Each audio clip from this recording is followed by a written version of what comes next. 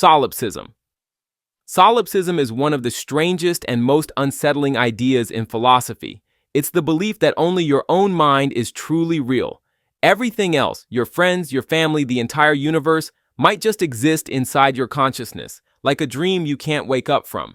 According to solipsism, you can never prove that anyone else is actually conscious. You can see people talk, laugh, and act alive, but all of that could just be part of your mind's projection, like background characters in your personal simulation. There are three main forms of it. Metaphysical solipsism says that only your mind exists. Reality itself depends on you. Epistemological solipsism admits other things might exist, but says you can never really know that for sure. Methodological solipsism treats everything as if it's only in your mind, as a way to focus on subjective experience. It's an extreme version of the observer effect, pushing the idea that without you to perceive reality, reality might not even exist. Philosophers often bring up solipsism not because they believe it, but because it exposes the limits of human knowledge. If all experience happens inside your mind, how can you ever step outside it to confirm anything else is real? The dream argument. The dream argument asks a haunting question. How do you really know you're awake right now? Think about it. In a dream, everything feels real. You can see, hear, touch, and even feel emotions. But when you wake up, you realize it was all in your mind. So what if your waking life is just another layer of the dream? Philosophers like René Descartes used this idea to challenge certainty. He said, "If my senses can deceive me in dreams, how can I trust them when I'm awake?" In Eastern philosophies like Hinduism and Buddhism, this concept also appears. They call the world Maya, the grand illusion. The dream argument doesn't say you are dreaming. It just reminds you that your experience of reality might be no more trustworthy than last night's dream. And that makes you wonder, what will it feel like when you finally wake up? Idealism. Idealism is one of the oldest and boldest ideas in philosophy. The belief that reality itself is mental, not material. It says that everything that exists is ultimately made of thoughts, perceptions, or consciousness, not atoms or matter. According to idealists, what we call the physical world is really a kind of shared mental experience. The chair you're sitting on, the sky above, even your own body. All these things exist because they are being perceived. The roots of this idea go back to Plato, who said that the material world is only a shadow of higher, perfect forms, eternal ideas that exist beyond physical reality. But it was Bishop George Berkeley in the 18th century who gave idealism its classic form. He argued, to be is to be perceived. Esse est percipi. According to him, objects only exist when they're being perceived by a mind.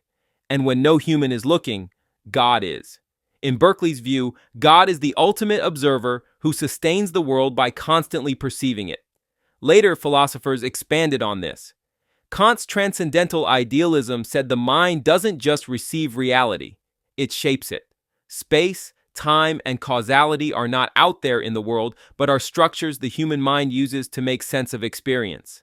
Hegel's absolute idealism went even further, claiming that the universe itself is a single evolving mind, the absolute, gradually becoming aware of itself through history, art, and human thought. In modern times, some scientists and philosophers have revived idealism in new forms, suggesting that consciousness might be the foundation of reality itself, not a byproduct of the brain.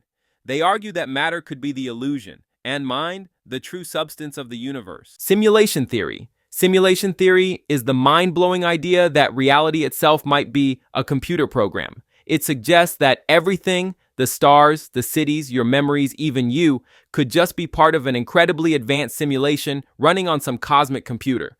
The theory became famous after philosopher Nick Bostrom proposed it in 2003. He argued that if a civilization ever becomes advanced enough to run realistic simulations of consciousness, then it's statistically more likely that we're in one of those simulations, not the original base reality.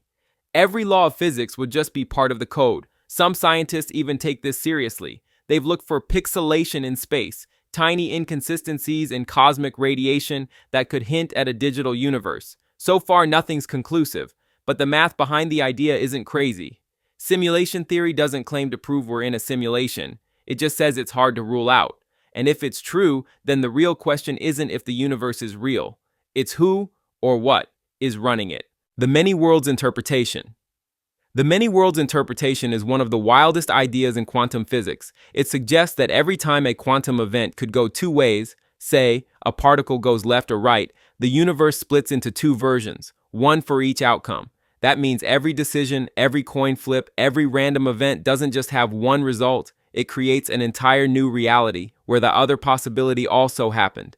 In one universe, you hit snooze this morning. In another, you got up early and changed the course of your whole life. Somewhere there's a version of you who made every possible choice you didn't. This idea came from physicist Hugh Everett III in 1957, who wanted to explain quantum mechanics without collapsing wave functions.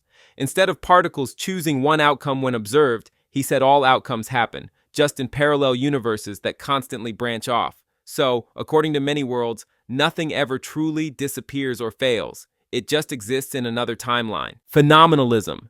Phenomenalism is the idea that physical objects don't exist as independent things out there. They exist only as collections of sensations or potential experiences. In simple terms, the world is what it feels like to you. Imagine a tree. When you see it, you're really just experiencing colors, shapes, and textures, the phenomena of the tree. But what about when nobody's around? According to phenomenalism, the tree doesn't vanish. It still exists as a set of possible perceptions. If someone were to look, touch, or hear it, they'd have those sensations again. Philosophers like John Stuart Mill and Ernst Mach described it like this: objects are nothing more than bundles of possible sensory experiences. So the real world isn't made of solid matter. It's made of the possibility of perception. If no mind could ever experience something, phenomenalism says it's meaningless to claim that thing exists at all. Ideal time loop hypothesis. The ideal time loop hypothesis challenges everything we think we know about time. It suggests that time doesn't actually flow forward. Instead, every moment already exists, all at once. Past, present, and future aren't separate. They're like pages in a book. You're not watching time move, you're just flipping through the pages. In this view, the universe might be a giant time loop, a perfectly complete structure where every event, every action, every version of you already exists in its rightful place. Your consciousness is what moves through those moments, giving the illusion of time passing. Some versions of the theory say the loop could even repeat, the same universe cycling endlessly, with you reliving your entire life again and again without realizing it. Physicists like Einstein hinted at this when he said the distinction between past, present, and future is a stubbornly persistent illusion. In a timeless universe, death isn't the end, and birth isn't the beginning. It's all now, forever. Cosmopsychism. Cosmopsychism takes the idea of consciousness to a cosmic level.